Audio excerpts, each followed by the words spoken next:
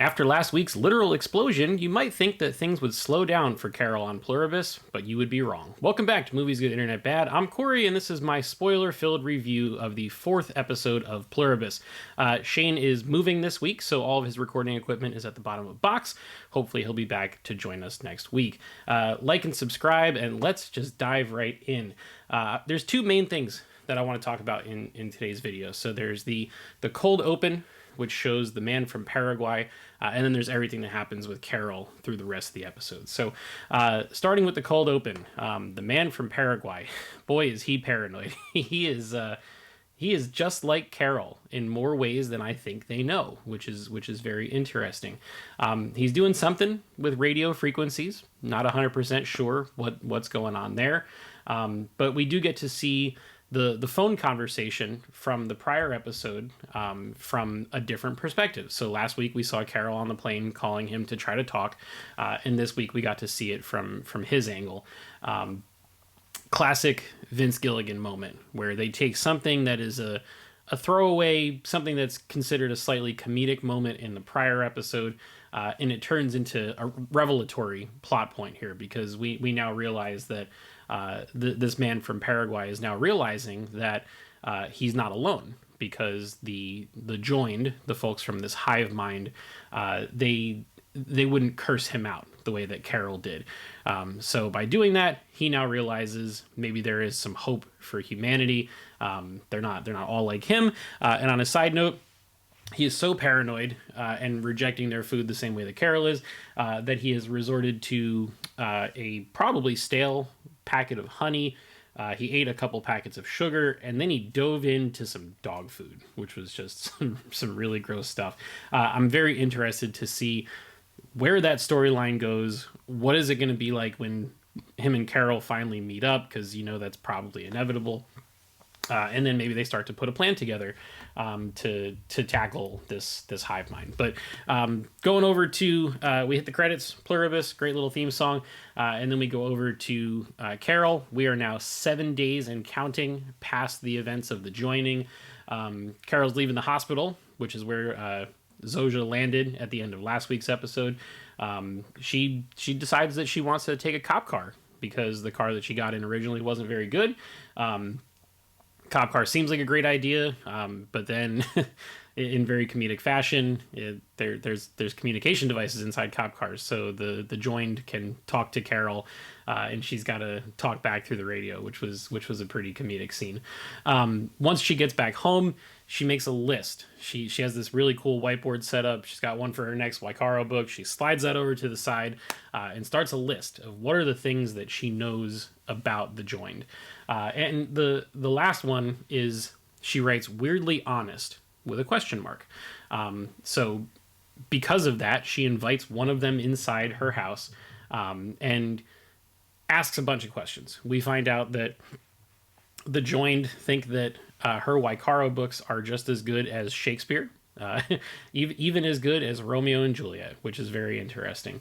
But then she starts digging a little bit deeper, and she asks what Helen thought of the Waikaro books. And it turns out that Helen thought that they were essentially just bubblegum pop. So they were just like a Marvel or a DC movie, which is pretty interesting.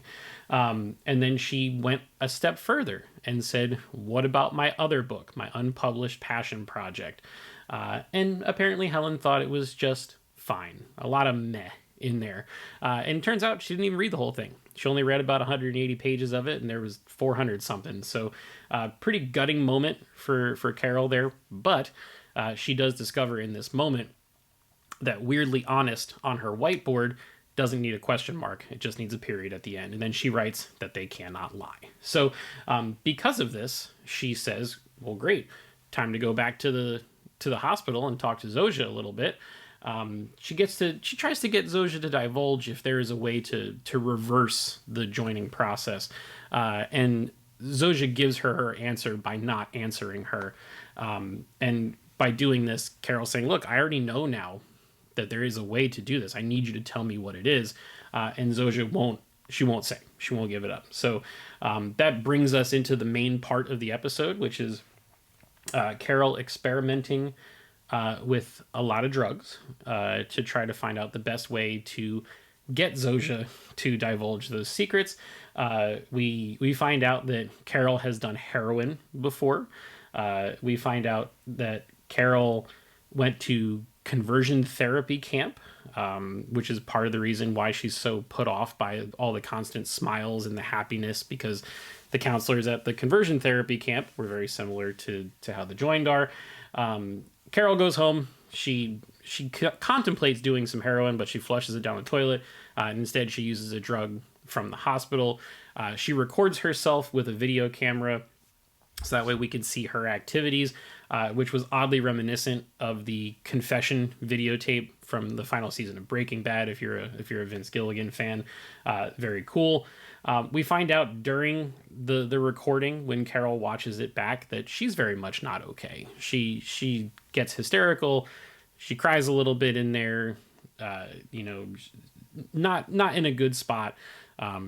Maybe never has been before, which is really something. We also do find out it's a very quick moment, but she's very annoyed by Zoja, but she's also very attracted to her, which is very interesting.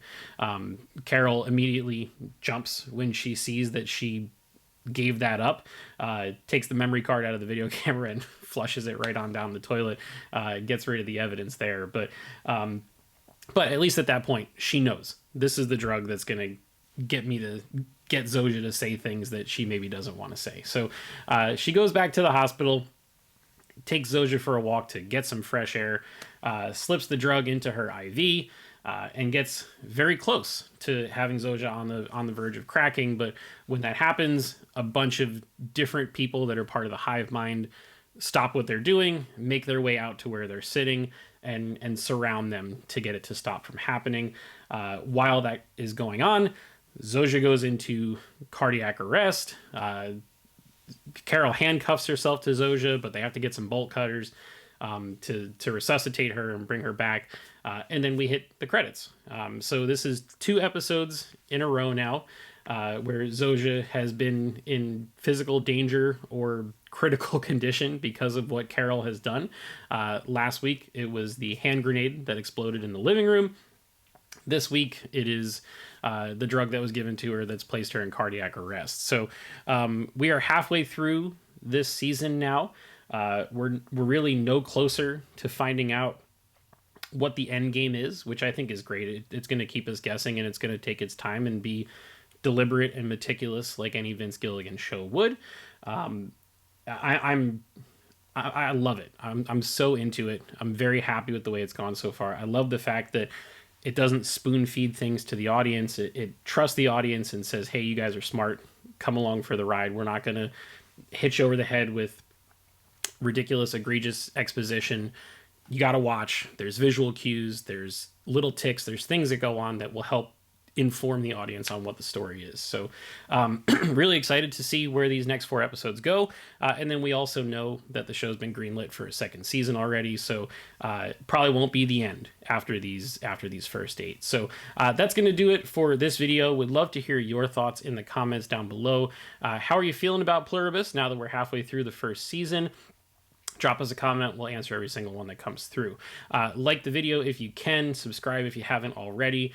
We're going to keep recapping Pluribus. Hopefully Shane will be back, so that way you don't have to stare at my ugly mug for an entire video again next week. Knives Out comes out next week. I think we're going to review that as well. Wicked is out this weekend. There's a whole bunch of movies that are coming that we're hoping to review. So be on the lookout for all of those things and so much more. And until next time, we'll see you guys in the next video.